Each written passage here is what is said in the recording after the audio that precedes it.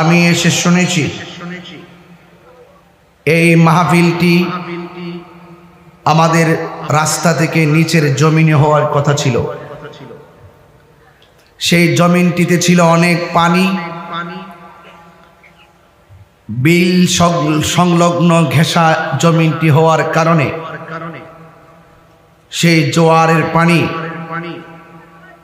যেখানে মাহফিল হওয়ার কথা ছিল সেই জায়গায় পানিতে ভরপুর ছিল। আমার এই ইসলামী সুন্নি ছাত্র সংঘের নির্ভীক হুসাইনি যোদ্ধারা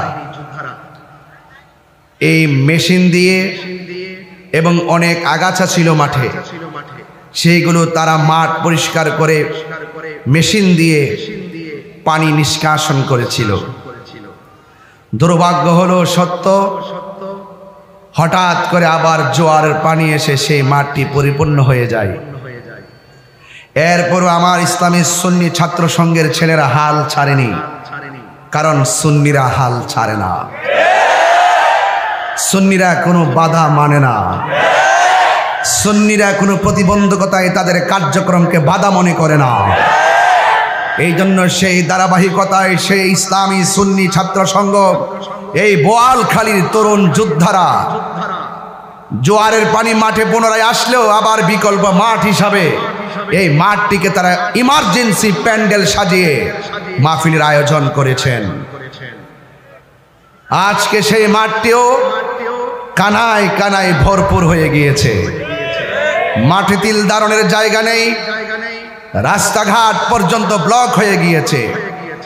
এই জন্যই সুন্নিয়তকে প্রচারের ক্ষেত্রে, হককে প্রতিষ্ঠা করার ক্ষেত্রে, আল্লাহর হাবিবের মহব্বতকে প্রতিষ্ঠা করার ক্ষেত্রে যদি রক্ত দিতে হয় রক্ত দিতে রাজি আছে, জীবন দিতে রাজি হয় জীবন দিতে রাজি আছে। এই সুন্নি যোদ্ধারা জীবন দেওয়ার শর্তে আল্লাহর হাবিবকে ভালোবাসে কথা বলে। আমার বাবারা, আজকের এই মাহফিল অত্যন্ত কষ্টের মাহফিল। আজকের এই মাহফিল আমার নবীকে বোয়ালখালীর জমিন থেকে, দিন বন্দরপুরের জমিন থেকে, পূর্ব চর খিজিরপুরের জমিন থেকে আল্লাহর হাবিবকে আমরা ঘাম জড়িয়ে, অর্থের বিসর্জন দিয়ে, কষ্টের বিসর্জন দিয়ে আমরা উপস্থাপন করেছি। ইয়া রাসূলুল্লাহ, যত বাধাই আসুক না কেন, আমাদের জন্য যতই পরীক্ষা আসুক না কেন, আমরা আপনাকে জীবনের চাইতে বেশি ভালোবাসি কথা বলেন। এই বোয়ালখালীর ছেলেগুলো এত বিশাল বড় জোয়ারের পানি মেশিন দিয়ে নিষ্কাশন করার পরে, মাঠ শুকিয়ে যাওয়ার পরে হঠাৎ করে সেই মাঠে পানি ঢুকার পরও তার হাল ছাড়ে নাই। এই জন্যই কথাই বলে তীর হারা ঢেউ কি, যত ধরনের পরীক্ষা আসুক না কেন আমরা সব পরীক্ষা হাসি মুখে বরণ করে নিব। মাশাআল্লাহ, আমার ভাই আসছেন, সকলে বলি আলহামদুলিল্লাহ, আরো বড় করে বলি আলহামদুলিল্লাহ। আমরা সবাই কি খুশি না বেজার? কারা কারা খুশি দুই হাত তুলে দেখ। আমার ভাইয়েরা, আপনাদের খেদমতে আমার আরজ থাকবে, আমরা সুন্নিরা এখন কি বিচ্ছিন্ন নাকি ঐক্যবদ্ধ? আমাদের সেই ঐক্যের মাঝখানে কেউ কি ফাটল ধরাতে পারবে? কোনো বাধা দিয়ে আমাদের ঐক্যকে অনৈক্য সৃষ্টি করতে পারবে? কোনো ধরনের হিংসা প্রতিহিংসাই কি আমাদের ঐক্যকে বিনষ্ট করতে পারবে? মহল্লায় মহল্লায়, মহানগর টু মহানগর, বিভাগ টু বিভাগ, জেলা টু জেলা, উপজেলা টু উপজেলা, ইউনিয়ন থেকে ওয়ার্ড পর্যন্ত প্রত্যেকটা ঘরে ঘরে আহলুস সুন্নাত ওয়াল জামাতের ঐক্যের সেতু বন্ধনকে মজবুত করতে কারা কারা রাজি আছেন হাত তুলে দেখা। আর ভাইয়েরা, আজকেও দেখেছি মাইক দিয়ে এলান করে কুমিল্লা হুমনার 4টি মাজারে আগুন ধরিয়ে দেওয়া হয়েছে। এটা কি সংস্কৃতি? এই সংস্কৃতির কারণে আজ দেশ এবং দেশের জনগণ নিরাপত্তাহীনতায় ভুগছে কথা বলেন ঠিক কিনা? ওরা কারা তাদেরকে চিহ্নিত করুন। ওরা কারা তাদেরকে অনতি বিলম্বে আইনের আওতায় আনুন।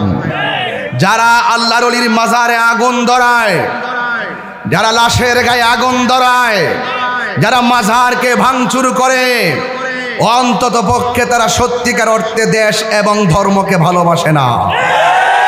কথা বলেন ঠিক কিনা বলেন? তারা বহির্বিশ্বের এক ভিন্ন এজেন্ডা বাস্তবায়ন করে এই দেশের মাটির সঙ্গে গাদ্দারি করছে। কথা বলেন ঠিক কিনা?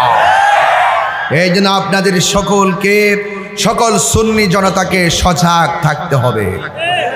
আমরা বিগত দিনে যেই দিকে পেরেছি সেই দিকে গিয়েছি, আর আমরা ডানে বামে যেতে চাই না। আমরা সুন্নি জামাত ঐক্যবদ্ধ থাকতে চাই। তবে কথা একটাই, আমাদের কেন্দ্রীয় ভাবে আমাদের সুন্নি জনতাকে যেইভাবে দিক নির্দেশনা দিবে, আমরা যেই দিকে যাব একদিকে যাব, যেই দিকে লড়বো একদিকে লড়বো ইনশাআল্লাহ। বলেন রাজি আছি না নাই বলুন? আমাকে ইন্তেজামিয়া কমিটির পক্ষ থেকে বিষয় দিয়েছে। বিষয়টা উপস্থাপনের আগে আমার বোয়ালখালীর পূর্বচর খিজিরপুর ইসলামী সুন্নি যুব সংঘের আমার কলিজার টুকরা হুসাইনি তীরন্দাজগুলোকে আমি ধন্যবাদ দিয়ে আমি বিষয়টা আপনাদের সামনে তুলে ধরছি। আজকে আমাকে বিষয় দেওয়া হয়েছে কিয়ামত ও হাসরের ময়দানে আল্লাহর হাবিবের শাফাআত এবং পিতামাতার প্রতি সন্তানের দায়িত্ব ও কর্তব্য। এই বিষয়টা প্রেক্ষাপট ঘিরে খুব জরুরি। যদি হাসরের ময়দানের জবাবদিহিতার ভয় থাকতো, তাইলে কখনো মব সৃষ্টি করতে পারতো না। যদি হাসরের ময়দানে আমার রবের সামনে জবাবদিহিতার ভয় থাকতো, তাহলে কখনো আল্লাহর ওলির বিরুদ্ধে কথা বলতে পারতো না। যদি হাসরের ময়দানে আল্লাহর সামনে জবাবদিহিতার ভয় থাকতো, তাহলে কখনো খুন গুম লুটতরাজ দুর্নীতি চাঁদাবাজি করতে পারতো না। যদি হাসরের ময়দানে আল্লাহর সামনে জবাবদিহিতার ভয় থাকতো, তাহলে কখনো সন্তান মা বাবার বুকে লাথি মারতে পারতো না। আজকে জবাবদিহিমূলক কথা হবে, উড়িয়ে দেওয়ার কোনো কথা হবে না, সব কথা হবে জবাবদিহিমূলক কথা। বলুন পুঙ্খানুপুঙ্খানু হিসাব গ্রহণ করবেন কে? আমি জানি রাত্র অনেক বেশি হয়েছে, আপনাদের চোখে ঘুম এসেছে, কিন্তু সুন্নিরা রাত্র 12:30 বাজলেও সুন্নিদের চোখ দেখে মনে হচ্ছে কেবল মাত্র মাগরিবের নামাজের আজান দিয়েছে। ঠিক কিনা বলেন? এছাড়া আমি বোয়ালখালীতে কয়েকদিনের ভিতরে 3 বার এসে গিয়েছি। আজকেও কালোর ঘাট ব্রিজ থেকে পার হয়ে দেখেছি 3টা প্যান্ডেল ওয়াজ চলতেছে। 1.5-2 কিলোমিটারের ভিতরেই 4 মাহফিল চলতেছে। কথা বলেন ঠিক কিনা বেঠে? এরপর রাত্র 12টার পরে হাজার হাজার মানুষ বসেছেন। তার মানে আপনারা এই ব্রাহ্মণবাড়িয়ার এই নগণ্য লোকটাকে আপনারা অনেক ভালোবাসেন। হাজার হাজার মানুষের উপস্থিতি আপনারা বুঝিয়ে দিয়েছেন যে আমরা কাউকে ভালোবাসি সুর দেখে নয়, আমরা কাউকে ভালোবাসি কণ্ঠ দেখে নয়। বোয়ালখালীর মানুষ কাউকে ভালোবাসে অর্থ দেখে নয়, বোয়ালখালীর মানুষ কাউকে ভালোবাসে তার ক্ষমতা দেখে নয়, বোয়ালখালীর মানুষ মানুষকে ভালোবাসে নবীর মহব্বত দেখে। কথা বলেন। সেই ভালোবাসা অটুট থাকুক, আমিন পড়েন। আরো বড় করে বলুন আমিন। 2 হাত সোজা করে বলুন আল্লাহু আকবার। আরো বড় করে আল্লাহু আকবার বলুন। ইয়া রাসূলুল্লাহ। আমরা রাসূল চাই কি চাই না? হে বাংলাদেশের পীর মাশায়েখ বৃন্দ, ও বাংলাদেশের 12,000 খানকার পীর মাশায়েখ বৃন্দ, বাংলাদেশের 12,000 পীর মাশায়েখ, আপনারা সারা জীবন বাবা শাহজালালের উত্তরসূরি হয়ে কাজ করেছেন। আপনারা সারা বছর শাহপরানের উত্তরসূরি হয়ে কাজ করেছেন। আপনারা সারা জীবন শের বাংলার উত্তরসূরি হয়ে কাজ করেছেন। আপনারা সারা জীবন গোলাপ শাহর উত্তরসূরি হয়ে কাজ করেছেন। আপনারা সারা জীবন গরিবুল্লাহ শাহ, মিসকিন শাহ, শাহপরান, শাহজালাল, ইয়ামানি, মুজাদ্দিদের উত্তরসূরি হয়ে কাজ করেছেন। আর কত খানকাই থাকবেন যারা আল্লাহর ওলির মাজারের বিরুদ্ধে ষড়যন্ত্র শুরু করেছে। আর বিচ্ছিন্ন থাকার সময় নয়, সব ঐক্যবদ্ধ হতে হবে। কথা বলেন। আমার ভাইয়েরা, আমার কথায় রাজনীতির গন্ধ খুঁজবেন না। আমি তাহিরি কথা বরাবর ইমানতান্ত্রিক। আমার কথাই কে বেজার হবে, গুস্সা হবে, আমি এটা নিয়ে টেনশন করি না। আল হাক্কু মুররুন, সত্য তিক্ত হলো, আমাকে সত্য বলতে হবে। কথা বলেন ঠিক কিনা বলেন? আহলে সুন্নাত ওয়াল জামাতের কাউন্সিল হয়েছে হয়েছে ইনশাআল্লাহ এই মাসের 27 তারিখে সারা বাংলাদেশের 64টা জেলায় আমাদের কেন্দ্রীয় কমিটি বন্টন করা হবে। সেই কেন্দ্র লিডারদের মাধ্যমে জেলা উপজেলাগুলো মনিটরিং করে আমরা শক্তিশালী প্ল্যাটফর্ম তৈরি করব। সবাই বলে ইনশাআল্লাহ বলুন। আমরা এখন রাজনীতি বলেন, ইমান নীতি বলেন, সমাজতান্ত্রিক বলেন, রাষ্ট্রের যে কোনো ক্রাইসিসে আমরা রাষ্ট্রের হয়ে কথা বলবো। সার্বভৌমত্বের যে কোনো ক্রান্তি লগ্নে আমরা সার্বভৌমত্বের মাটির সুরক্ষায় কথা বলবো। ধর্মের অধর্ম নিয়ে অধর্মের চর্চার বিপরীতে আমরা সঠিক ধর্মের চর্চা এই দেশে প্রতিষ্ঠা করার জন্য লড়াই করব, সংগ্রাম করব, রাজপথে নেমে পড়ব। কথা বলেন। আমার ভাইয়েরা, আমাকে বিষয় দিয়েছেন কিয়ামত। কিয়ামতের কথা আর কি বলবো, হাসর মাঠের কথা কি বলবো। মানুষ মারা যাওয়ার পরে বিচারের ভার কার হাতে? এখন বান্দা জমিনের উপরে থাইকিয়া খবর থেকে লাশ তুললা নিজে বিচার করে আল্লাহ দিব। মরার পরে হিসাব নিকাশের পরে জান্নাত জাহান্নাম আহেরা দুনিয়াতে থাইকে ফাইসালা কইরে ফেলাইতেছে, আগুন দিয়া ফুরে ফেলাইতেছে। এটা বাংলাদেশ নয়, এটা ইতিহাসে নির্মম নেক্কারজনক ঘটনার অবতারণা করেছে। ঠিক না আমার ভাইয়েরা?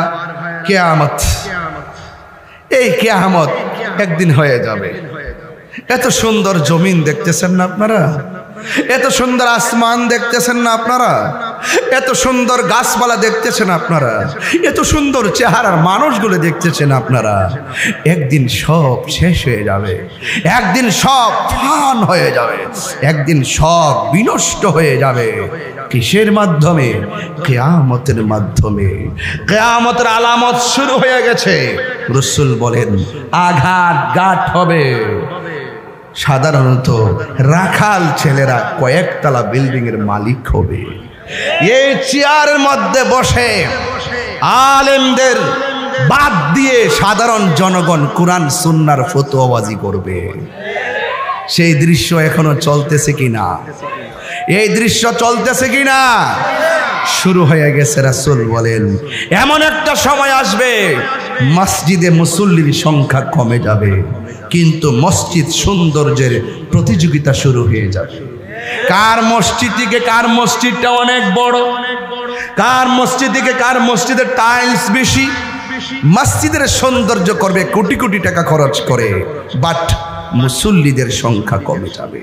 রাসূল বলেন এটা কিয়ামতের আলামত। শুধুমাত্র তাই নয়, আল্লাহর হাবিবের কথা কি মিথ্যা না সত্য?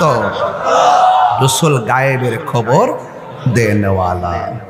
আল্লাহর হাবিব বলেছেন এমন একটা সময় আসবে যেই সময়ের ভিতরে জেনা বেবিচার বেড়ে যাবে। আল্লাহর হাবিব বলছেন এমন একটা সময় আসবে বাজারে মার্কেটে মহিলাদের সংখ্যা বেড়ে যাবে। আল্লাহর হাবিব বলেন এমন একটা সময় আসবে যেই সময়ে খুন, গুম, সন্ত্রাসী, অগ্নিসংযোগ বেড়ে যাবে। এমন একটা সময় আসবে ভূমিকম্পের সংখ্যা বেড়ে যাবে, দুর্যোগের সংখ্যা বেড়ে যাবে। এমন কিছু গজব তোমরা দেখবা যা কখনো দেখো নাই। করোনা তার বাস্তব চিত্র। কথা বলেন ঠিক কিনা? তাহলে কিয়ামতের যে অসংখ্য আলামত, এই আলামত শুরু হয়ে গেছে। আল্লাহ পাক 10টা জিনিস উঠাইয়া নিলেই কিয়ামত হয়ে যাবে। 10টা জিনিসের ভিতরে 9টা জিনিস উঠাইয়া নিয়ে গেছে, মাত্র একটা জিনিস বাকি আছে, সেটা হলো আল্লাহর কালাম। এমন একটা সময় আসবে সব মানুষ কোরআন পড়ার জন্য পাগল হয়ে যাবে। কোরআন হাতে নিয়ে দেখবে লেখাগুলা উঠে গেছে। কোথায় গেছে? বাল হুয়া কুরআনুম মাজিদুম ফি লাওহিম মাহফুজ। যেই জায়গায় কোরআনটা মোহরাঙ্কিত, যেই জায়গায় কোরআনটা অঙ্কিত, যেই জায়গায় কোরআনটা সংরক্ষিত, সেই জায়গায় কোরআন চলে যাবে। কেন? ইন্না নাহনু নাযালনা যিকরা ওয়া ইন্না লাহু লাহাফিজুন। আল্লাহ বলেন নিশ্চয়ই আমি কোরআনকে নাজিল করেছি, কোরআনকে হেফাজতের দায়িত্ব আমি আল্লাহর হাতে রেখে দিয়েছি। এই জন্য ভাইয়েরা আমার, আল্লাহ কোরআনে বলছেন কুল্লু মান আলাইহা ফান ওয়া ইয়াবকা ওয়াজহু রাব্বিকা যুল জালালি ওয়াল ইকরাম। এই দুনিয়ার যা দেখছেন সব শেষ হয়ে যাবে, যিনি ছিলেন তিনি থাকবেন, তিনি আছেন। জবান খুলে বলুন তিনি কে? আরো বড় করে বলেন তিনি কে? এতে কোনো সন্দেহ? আল্লাহ কি দুইজন নাই একজন?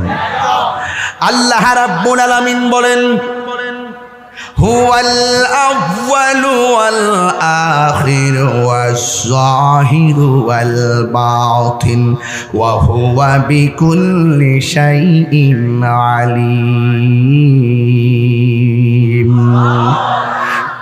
বন্ধুগণ, যিনি ছিলেন তিনি আছেন, তিনি থাকবেন, তিনি প্রথম, তিনি শেষ, তিনি গোপন, তিনি প্রকাশ। এই জন্য যুবকের দল, আমার নবী আপনার নবী ছিলেন, আছেন এবং আমার আল্লাহ ছিলেন, আছেন এবং থাকবেন। আল্লাহ নিজের পরিচয় নিজে তুলে ধরেন, আল্লাহু লা ইলাহা ইল্লা হুয়াল হাইয়ুল কাইয়্যুম। আল্লাহ হলে তিনি যিনি ছাড়া কোনো ইলাহ নাই, যিনি চিরঞ্জীব এবং সর্বনিয়ন্তা। জোরে জোরে কি সুবহানাল্লাহ বলা যাবে না?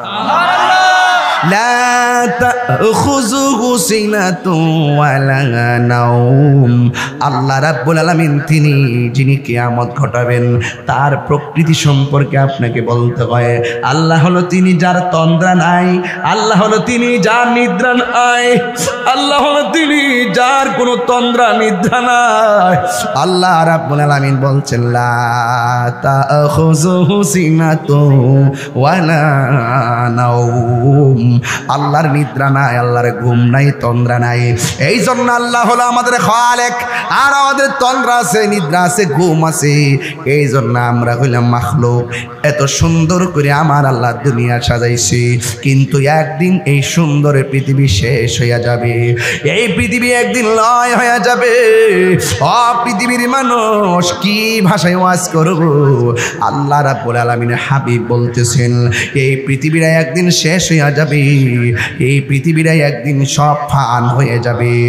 এই জন্য আল্লাহ বলতেছেন মিনহা খালাকনাকুম ওয়া ফিহা নুঈদুকুম ওয়া মিনহা নুখরিজুকুম তারাতান উখরা। তারাতান উখরা মানে হলো হাসরের ময়দানের কথা বলা হয়েছে। কথা বলেন ঠিক কিনা বলেন?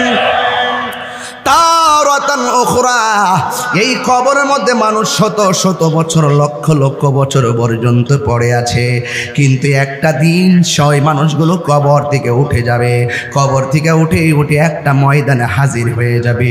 সেই ময়দানের নাম হলো হাসরের ময়দান। এই ময়দানটা এমন একটা ময়দান, রাত্র গভীর হয়েছে, এই জন্য আমি ডানে বামে না গিয়ে সোজা আলোচনায় ঢুকে গেলাম। এই ময়দানটা এমন একটা ময়দান, যে এই ময়দানটাতে মানুষ কিভাবে উঠবে জানেননি? এই ময়দানটা এমন একটা ময়দান, যেই ময়দানে মানুষ উলঙ্গ অবস্থায় উঠবে। জোরে জোরে কি আল্লাহু আকবার বলা যাবে না?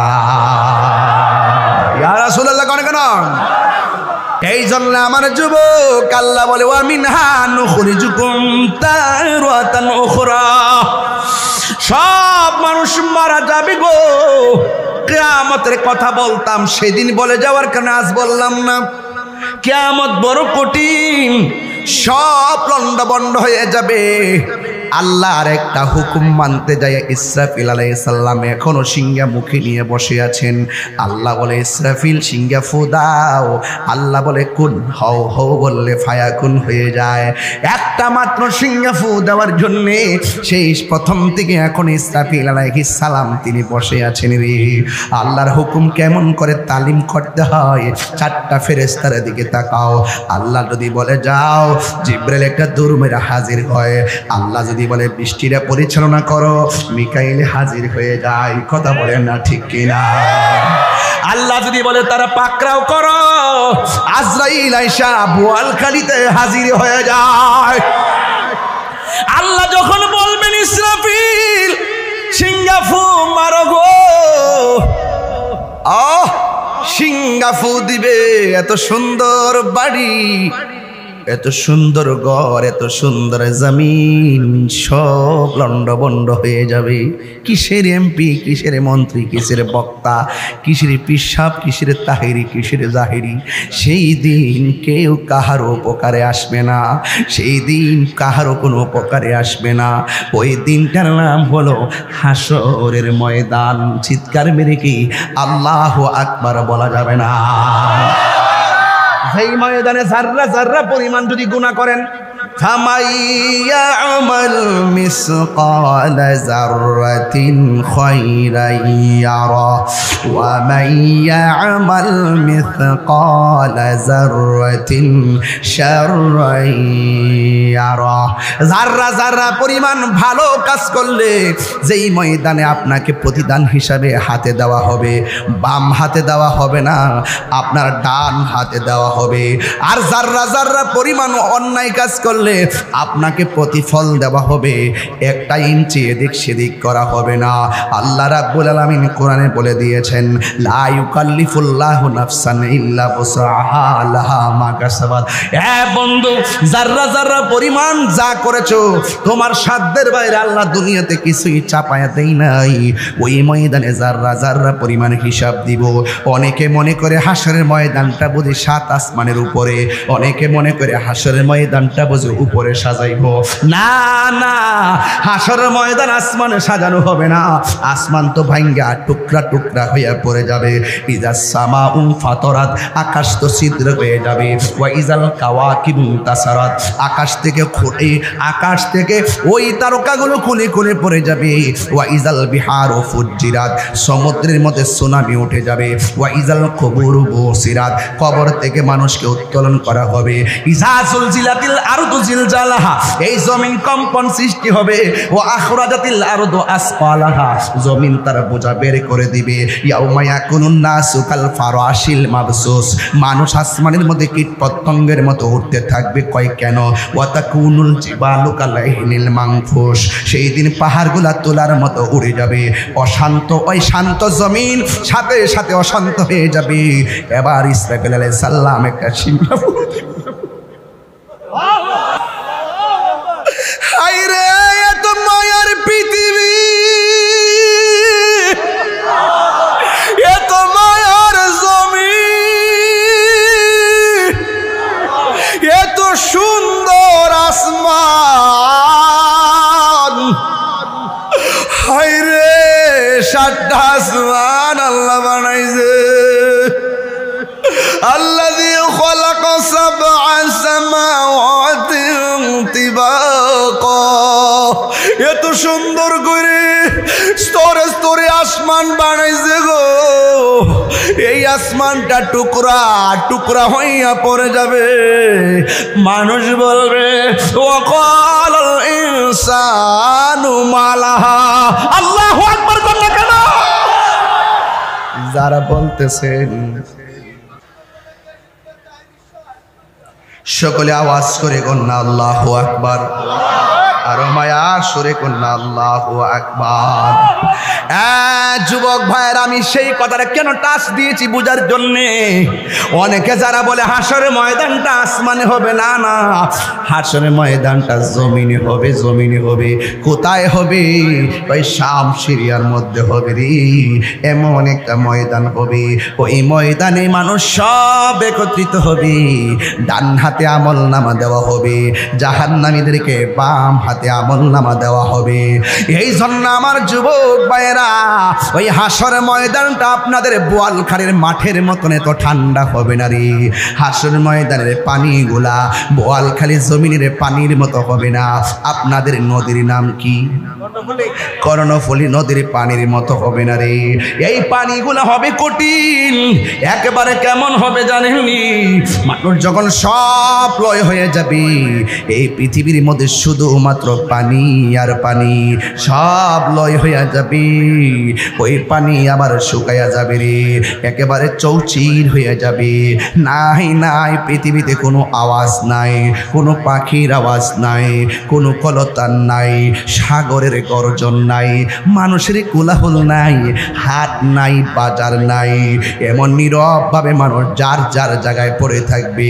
কেউ আগুনের মধ্যে ছাই হইয়া পড়ে থাকবে, কেউ নদীর মধ্যে হাড্ডি হইয়া পড়ে থাকবে, কেউ কবরের মধ্যে পড়ে থাকবে। এখন প্রশ্ন হলো, হুজুর, হিন্দুগুলারে তো আগুন দিয়া পুরাইয়া উড়াইয়া দিছে, আবার তো দেখা যায় অনেক মানুষ পানির মধ্যে মারা গেছে, হাড্ডিগুলা পানির সঙ্গে মিশে গেছে, এদের তো কবর হয় নাই।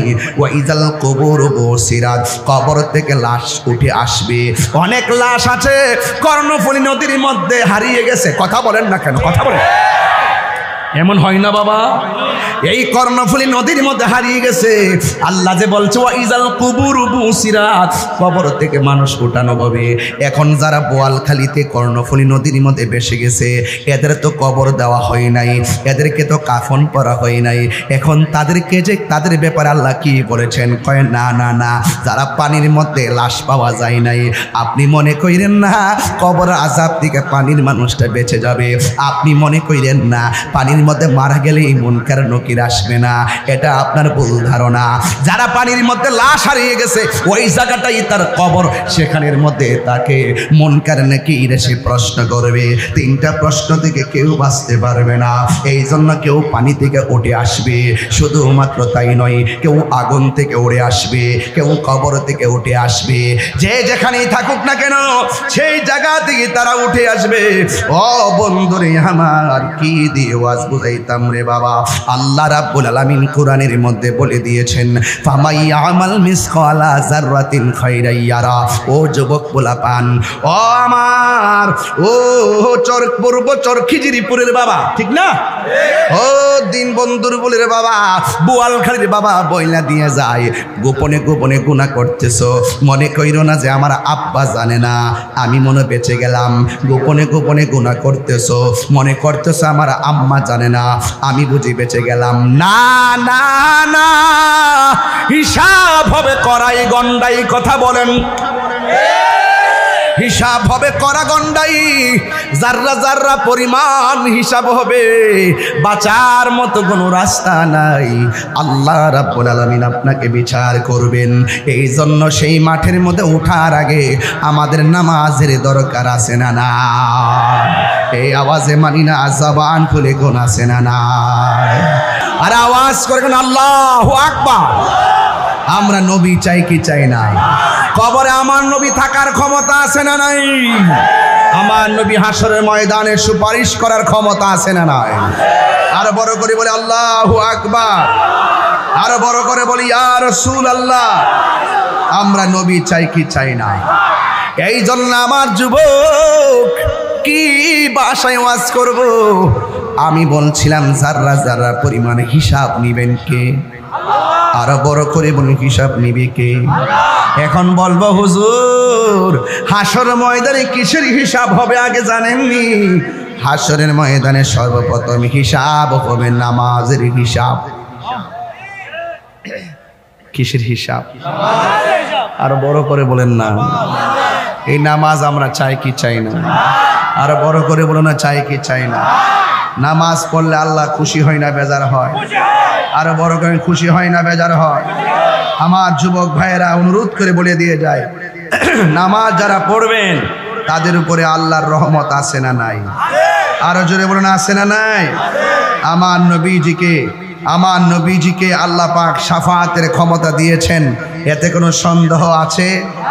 আরো বড় করে সন্দেহ আছে? নবীজিকে সেই ক্ষমতা দিয়েছেন কে?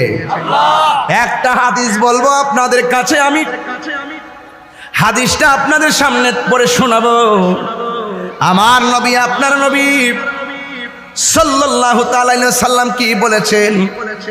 ইউহশারুন নাসু ইয়াউমাল কিয়ামাতি আলা আরদিন। আমার নবী, আপনার নবী সাল্লাল্লাহু আলাইহি ওয়াসাল্লাম তিনি বলতেছেন, এমন একটা ময়দানে, এমন একটা জমিনে মানুষদেরকে কিয়ামতের ময়দানে একত্রিত করা হবে। বাইদা আফরা, যেই জমিনটা হবে সাদা পোড়া মাটি, এই মাটিটা হবে সাদা পোড়া মাটি, সাদা পোড়া মাটি। হাসরের ময়দানে যেই মাঠের মধ্যে মানুষকে একত্র করা হবে, সেই ময়দানটা হবে সাদা পোড়া মাটি। শুধুমাত্র তাই নয়, কয়েকা কুরসাতিন নাকিন, শুধু তাই নয়, ওই ময়দানের মধ্যে কোনো উদ্ভিদ থাকবে না, ওই ময়দানের মধ্যে কোনো ধরনের গাছ থাকবে না, কোনো ধরনের গাছ থাকবে না। পুরা মাটির ময়দান, লাইসা ফিহা আলামুন লিআহাদিন। এমপি বলো, মন্ত্রী বলো, ওসি বলো, ডিসি বলো, বক্তা বলো, তক্তা বলো, যাই বলো না কেন, সাদা বলো, কালো বলো, ধনী বলো, দরিদ্র বলো, সব মানুষের জন্য মাঠ একটাই হবে। এই জন্য যুবক ভাইরা, কাহার জন্য মাঠ দুইটা হবে না রে বাবা। বন্ধু, কি বাসায় ওয়াজ করবো? হাসরের ময়দান বলে দিয়ে যায় আমার নবী, আপনার নবী রহমাতুল আলামিন বলে দিচ্ছেন কি জানেননি? ওয়াইহশারুন নাসু ইয়াউমাল কিয়ামাতি হুফাতান উরাতান। এবার আমার নবী, আপনার নবী বলে, হাসরের ময়দানে যারা যেই মানুষগুলো কিয়ামতের ময়দানে একত্রিত হবে, এরা খালি পায়ে আসবে। ওই ময়দানে কাহারো পায়ের মধ্যে কোনো জুতা থাকবে না, শুধুমাত্র তাই নয়, কাহারো গায়ের মধ্যে কোনো কাপড় থাকবে না। ও বন্ধুরে, যারা হাসরের ময়দানে উঠবে, আমার নবী বলেন তারা খতনাবিহীন অবস্থায় উঠবে। চিৎকার মেরে কি আল্লাহু আকবার বলা যাবে না? বন্ধুগণ, ও বন্ধু, আমার নবী, আপনার নবীকে প্রশ্ন করা হলো, নবী গো, আন-নিসাউন, মহিলারা, ওয়ারিজালু জামিয়া। আল্লাহর হাবিব সাল্লাল্লাহু আলাইহি সাল্লাম বলেন, ওই ময়দানে নারী যেমনি উঠবে, পুরুষও এমন ভাবে উঠবে। নারীদের পায়ে জুতা থাকবে না, পুরুষের পায়ে জুতা থাকবে না, নারীদের গায়ের মধ্যে কোনো কাপড় থাকবে না, পুরুষের গায়ের মধ্যে কোনো কাপড় থাকবে না। এবার যুবক ভাইয়েরা আমার শুনে যান। এ বন্ধু, রাসূলুল্লাহকে প্রশ্ন করা হলো, ইয়া রাসূলুল্লাহ, নবী গো, ও নবী, ওই ময়দানে যে মানুষ উঠবে, ইয়া রাসূলুল্লাহ, পুরুষ এবং নারীরা, ইয়ানজুরু বা'দুহুম ইলা বা'দিন। আমার নবীকে প্রশ্ন করা হয়, নবী গো, একজন কি আরেকজনের দিকে তাকায়া দেখবে, কাপড় থাকবে না, কেমন লজ্জার মাঠ, একজন কি আরেকজনকে দেখবে। আমার নবী, আপনার নবী ডাক দিয়া বলে, ইয়া আয়েশা, ও আয়েশা, আল আমরু আশাদ্দু মিন আইয়ানজুরা বা'দুহুম ইলা বা'দিন। সেই দিন এমন একটা অবস্থা হবে, মাথার উপরে সূর্যটা থাকবে, মাথার উপরে সূর্যটা থাকবে গো। মানুষ উলঙ্গ অবস্থায় আটলেও তার ঘাটটারে বাঁকা করে দেওয়া হবে, মানুষের 8 বিঘাত উপরে সূর্যটা থাকবে। এই সূর্যের কারণে পুরুষ নারীর দিকে, নারী পুরুষের দিকে তাকাইবার 1 সেকেন্ডের সময় পাওয়া যাবে না। এমন একটা মাঠ হবে, আপনার গায়ে কোনো কাপড় থাকবে না, আপনার পায়ের মধ্যে কোনো জুতা থাকবে না, আপনি উলঙ্গ অবস্থায় যাবেন। আল্লাহু আকবার কর না কেন? এটা কি বোয়ালখালীর মাঠের মতো মাঠ? না না রে, এমন একটা মাঠের মধ্যে যাবে যেই ময়দানে সন্তানকে মা পরিচয় দিবে না, মা সন্তানকে পরিচয় দিবে না, সন্তান মাকে পরিচয় দিবে না। ওই পানির মধ্যে মানুষ সাঁতার কাটবে, যার গুনাহ যেমন তার পায়ের নিচে পানি তেমন। এই পানিটা বোয়ালখালী কর্ণফুলী নদীর পানির মতো নয়, এই পানিটা দুনিয়ার আগুনের চাইতে 70 গুণ গরম হবে। সেই পানিটা, ওই পানির মধ্যে তারা এমন ভাবে হাবুডুবু খাইবে। বন্ধুরে আমার,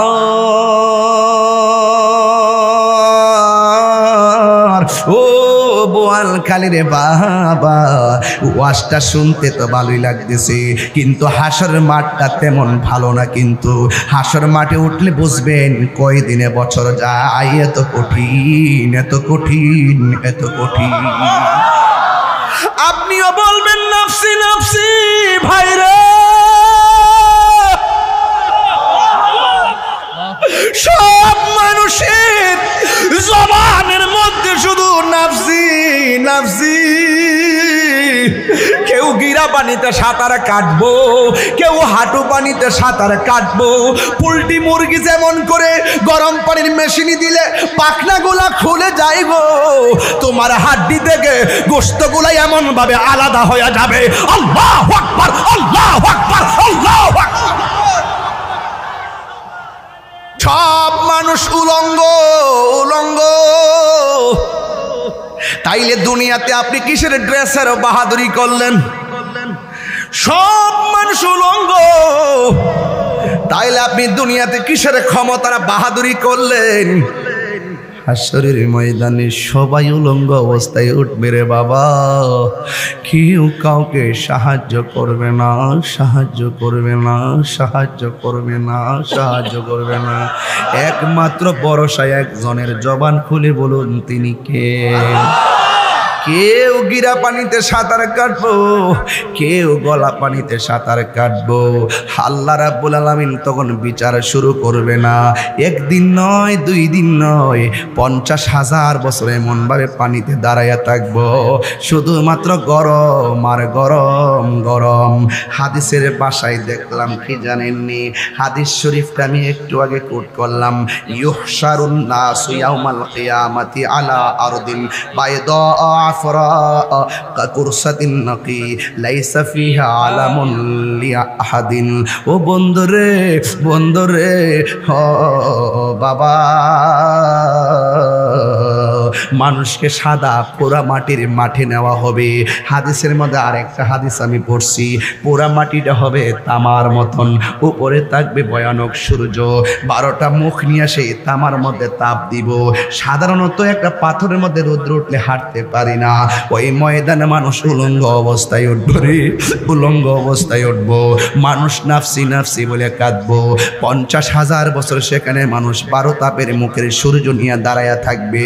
হাদিস শরীফের মধ্যে পড়েছি, সুরমার কাঠিটা যত বড়, এই যে দেখেন সুরমার একটা আতরের মধ্যে আমি একটা কাঠি খুলতেছি, দেখেন বাবা, কয় সুরমার কাঠিটা যত বড়, এমন মাথার এতটুকু উপরে সূর্যটা লেগে থাকবে।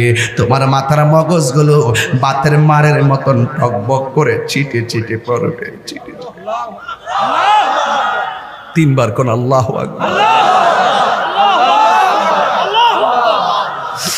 হে বন্ধু, ইন্না বাতাশা রাব্বিকা লাশাদীদ। আল্লাহর ধরা কি নরম না শক্ত? আল্লাহ ছাড় দেয় কিন্তু ছেড়ে দেয় না রে বাবা।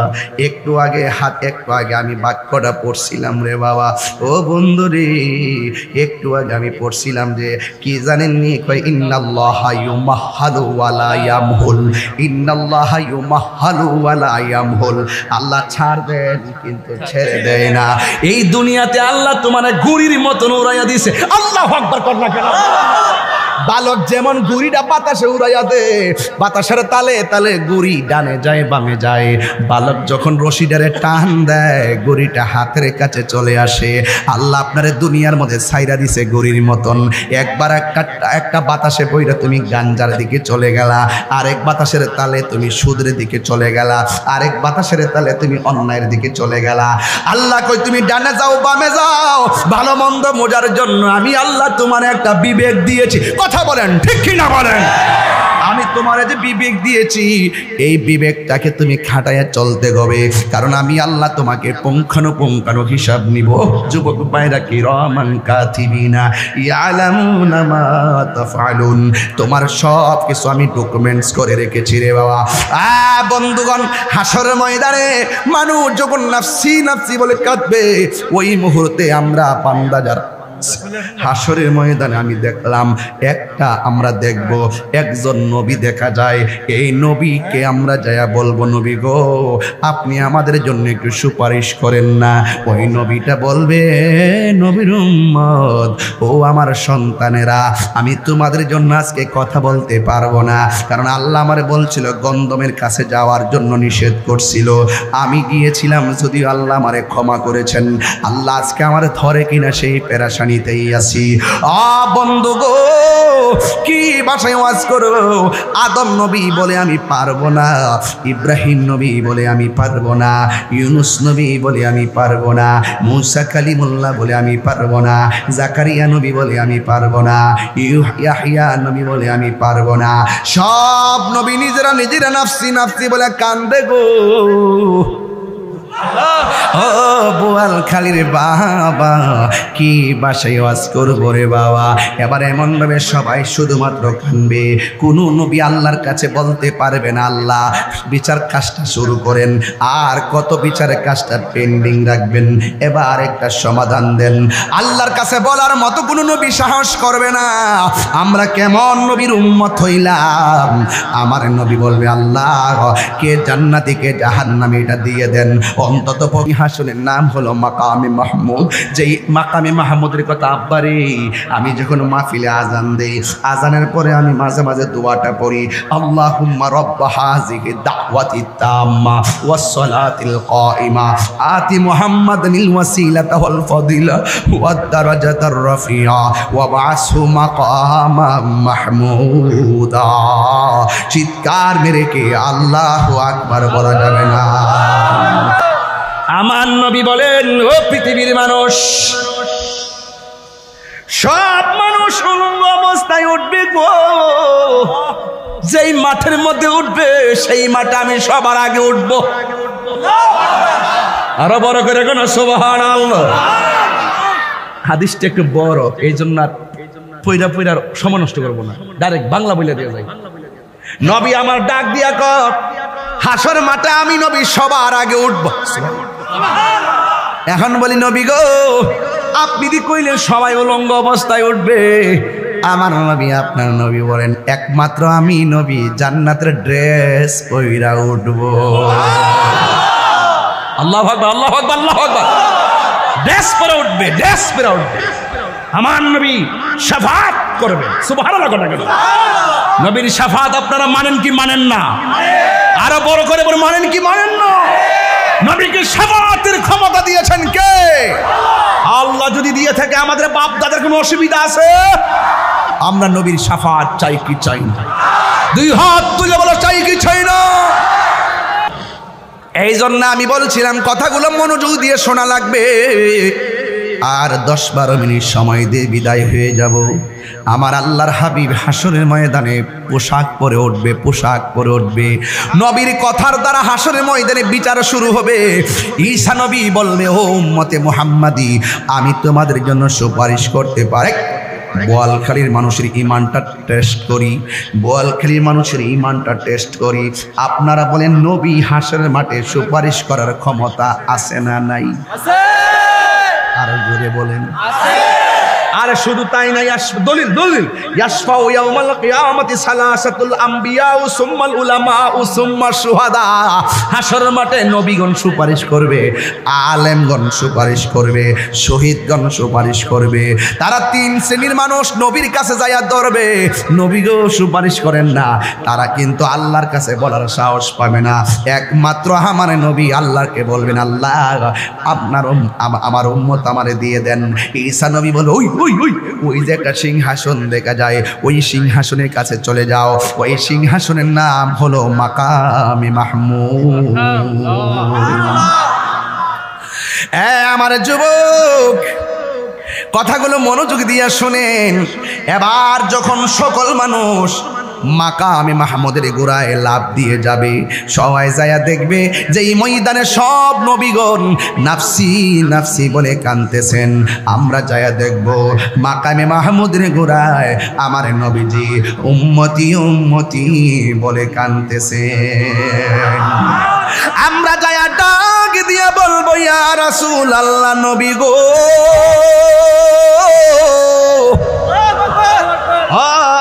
মায়ার নবী আদম নবীর কাছে গেলাম, আমাদের দিকে ফিরাও তাকাইলো না। ইব্রাহিম নবীর কাছে গেলাম, ফিরাও তাকাইলো না। জাকারিয়া নবীর কাছে গেলাম, ফিরাও তাকাইলো না। পাগলা ভাই তো মহব্বত করে বেশি, একটা সম্পর্ক হয়ে গেছে। মারহাবা জোরে কোন কালকে যাইয়া ফেকে পানির মধ্যে যাইয়া ঢুকিয়া হাজার হাজার মানুষ ব্যথাও পাইছে পায়ে, এরপরে এই ব্যথা লয়ে আইসে পড়ছে। ওই দিন দেখছেন যে চোখের মধ্যে ইনজেকশন ব্যথা বেন্টিস লয়ে আইসে গেছে। এইটা আসলে মূলত টাকার সম্পর্ক না, এটা মনের সম্পর্ক। আমরা সবাই আজকে যেভাবে বসছি, এবার উনি তো গজল বলে নাই, দিয়ে দিছেন, এইটা হলো সান কপাল। আমি খুশি হয়েছি। আপনি বলেন আমি দিয়েছি। জি জি ঠিক আছে, দিয়েছি কোন দিয়েছি, আমি পেয়েছি। মারহাবা জোরে কোন। আচ্ছা বলুন তো দেখি, হাসরের ময়দানে আমরা যদি নবীর সঙ্গে নবীর শাফাত যদি পেয়ে যাই, আমরা একসঙ্গে নবীর কদমে থাকতে চাই কি চাই না বলো? এই জায়গার মধ্যে আমার এত ভাল লাগছে যে আমরা কেন নবী নবী করি, আমরা কেন নবীর শান শুনলে পাগল হয়, আমরা কেন নবীর জন্য দিওয়ানা হয়, নবীকে গালি দিলে কেন সহ্য করতে পারি না। আমরা ভালো করেই জানি আমার নবী উম্মতের দেওয়ানা। কথা বলেন ঠিক কিনা বলেন? গভীর মনোযোগ। আমি বলেছি সব নবীর উম্মত আমার নবীর কাছে যাইয়া বলবেন ইয়া রাসূলুল্লাহ নবী গো, মায়ের নবী দয়ার নবী, সব নবীদের কাছে গেলাম, কেউ আমাদের জন্য সুপারিশ করলো না। মেহেরবানি করে আপনি আমাদের জন্য আল্লাহর কাছে সুপারিশ করুন না। কিন্তু আমার নবী সেজদায় পড়ে যদিও উম্মতি উম্মতি বলে কান্দে, যদিও নবী দুনিয়াতে আসার আগেই বলেছেন উম্মত, আল্লাহু আকবার কর না কেন, যদি আমার নবী দুনিয়াতে আসার আগেই বলছেন উম্মতি, মা আমিনার রহিম থেকে দুনিয়াতে এই রবিউল আউয়াল মাসে আইসা সেজদায় পড়ে বলছেন উম্মতি। পাথর আঘাত খাইয়াও যদি নবী বলছে উম্মতি, মেরাজে যাওয়ার সময় যদি বলে নবী উম্মতি, নবী দুনিয়ার থেকে বিদায় হওয়ার সময় যদিও বলে উম্মতি, আমার নবী রওজা মুবারকে যদিও বলে উম্মতি, হাশরের ময়দানে আমার নবী সেজদার মধ্যে পড়েও বলবে উম্মতি উম্মতি উম্মতি উম্মতি। আমার নবীর উম্মতি উম্মতি বলে কাঁদবে, সব নবীর উম্মতে নবীরে ডাক দিবে। কিন্তু আমার নবী উম্মতের তো দেওয়ানা হওয়া সত্ত্বেও সেজদা মুবারক থেকে মাথা মুবারক তুলবেন না। কেন তুলবেন না জানেননি? আল্লাহ সেই দিন একটা আকার ধারণ করবে, আল্লাহ সেদিনই কাহার হয়ে যাবে, আল্লাহ সেই দিনই কাহার হয়ে যাবে, আল্লাহ সেই দিন কাহার হয়ে যাবে। ও বন্ধুরে, সব উম্মত নবীর ডাক দেওয়ার পর নবী মাথা মুবারক তুলবেন না। কেন তুলবেন না জানেননি? কারণ আমার নবী অপেক্ষা করবেন, আল্লাহ যতক্ষণ আমার ডাক দিবে না ততক্ষণ আমি মাথা মুবারক তুলব না। আল্লাহ তো কাহার, আমার নবী যখন উম্মতের ডাক শুনেও মাথা মুবারক তোলে না, আল্লাহ রহমতের দরিয়ার মধ্যে জোশ উঠেছি। আল্লাহ ডাক দেখি বন্ধু গো, ইয়া মুহাম্মদ, হে নবী গো, ইরফা রাসাকা ওয়াসাল তুতা ওয়াশফাতু শাফা, ইয়া রাসূলুল্লাহ আপনার মাথা মুবারক তুলেন, আপনি আমার কাছে চান আমি আপনাকে দিব, আপনি আমার কাছে সুপারিশ করেন, আমি আপনাকে আপনার সুপারিশ গ্রহণ করব। এই কথা যেই মাত্র বলছেন বাবা, আমার নবী সেজদা মুবারক থেকে মাথা মুবারক উঠালেন। চিৎকার মেরে কি আল্লাহু আকবার বলা যাবে না? আমার নবী যেই মাত্র মাথা মুবারক তুলবে গো, আমার নবী আপনার নবী শের মুবারকটা উঠাবেন। উঠানোর পরে আমার নবীজি বলতেছিলেন শাফাআতি লি আহলিল কাবাইর মিন উম্মতি। আজকে আমার দেশের মধ্যে একজন মৌলবী, আহলে হাদিসের মৌলবী, যার নাম হলো আব্দুর রাজ্জাক বিন ইউসুফ। সে কি বলে জানেননি? ওই হাশরের ময়দানে নবী সুপারিশ করব দূরের কথা, নবীর জান লয়া নাকি ঠেলাঠেলি, নবী নাকি নিজেই বলবে নাফসি নাফসি। আমার গুনার পাল্লা বাড়ি হয় নাকি বদের পাল্লা বাড়ি হয়, জুরি জুরি কি নাউজুবিল্লাহ বলা যাবে না। ও আব্দুর রাজ্জাক বিন ইউসুফ, সে একটা আহলে হাদিসের বড় হুজুর, সে আমার নবীর শাফাতকে অ্যাঙ্কার করে। এই জন্য তাদের মুখের মধ্যে ইসলাম আছে, অন্তরের মধ্যে নবী নাই। যার অন্তরে নবী নাই তার মুখের ইসলামের কোনো দাম নাই। কথা বলেন ঠিক কিনা? ঠিক কিনা বলো? আমার নবী হাশরের মাঠে সুপারিশ করার ক্ষমতা আছে না নাই? আল্লাহর হাবিব বলেন শাফাআতি লি আহলিল কাবাইর মিন উম্মতি। রাসূল বলেন যা যে কবিরা গুনাহ যদি করে ফেলে, তার অন্তরে যদি আমি মুস্তাফার মহব্বত থাকে, আমি তাকে সুপারিশ করে জান্নাতে নিয়ে যাব। আরো বড় করে বলেন আল্লাহু আকবার।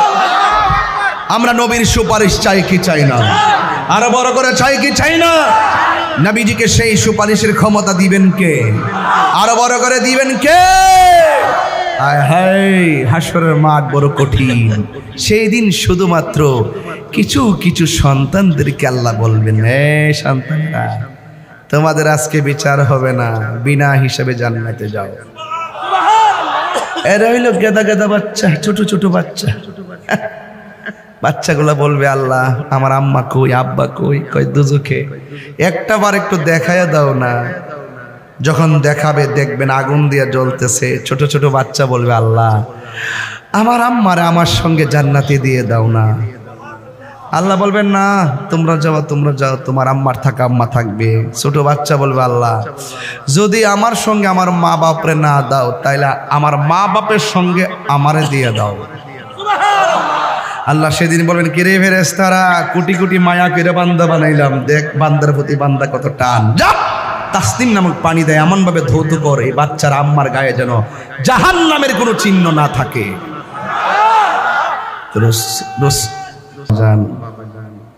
হাসর মাঠে নবীর শাফাত আমরা চাই কি চাই না? নবীর সুপারিশ করার ক্ষমতা আছে না নাই? আল্লাহর হাবিব বলেন, হাসরের মাঠে কিছু কিছু বান্দাদের গায়ের মধ্যে জাহান্নামের শিকল লাগানো থাকবে। শিকলটা হবে অনেক জাহান্নামের আগুনের শিকল, বুঝেন না? কামার যেমন করে রড গরম, লোহা গরম করে দেখে না লাল হয়ে থাকে, ঠিক এভাবে বান্দার গায়ের মধ্যে এইভাবে জাহান্নামের শিকল লাগানো থাকবে। রাসূলুল্লাহকে জিজ্ঞেস করা হবে, ইয়া রাসূলুল্লাহ, আল্লাহ নবীজি আমার রবকে জিজ্ঞেস করবে, আল্লাহ এরা কারা?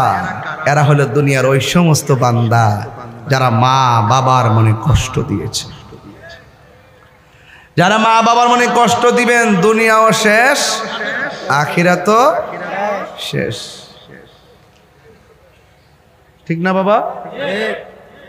এবার আওয়াজ করে বলুন, সেই মা বাবার খেদমত আমরা চাই কি চাই না? আরো বড় করে বলুন, চাই কি চাই না? মা বাবাকে সম্মান করলে আমার রব কি খুশি হয় না বেজার হয়? খুশি হয়।